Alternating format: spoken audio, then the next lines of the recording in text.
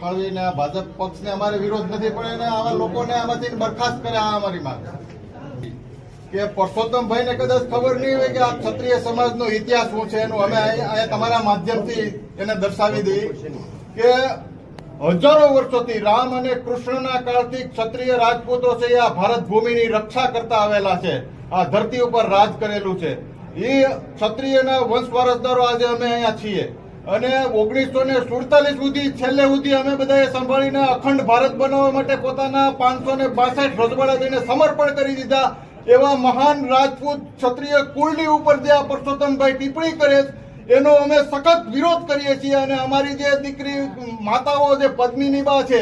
એવી હજારો પદ્મિનીઓએ આ ભારતની ભૂમિ ઉપર પોતાના સ્વધર્મની રક્ષા કરવા માટે થઈને બલિદાન આપેલું છે, જોહરની આગમાં પોતાના શરીરનો હોમ કરી દીધેલો છે. એવા વ્યક્તિઓને આ માણસ એમ બોલે છે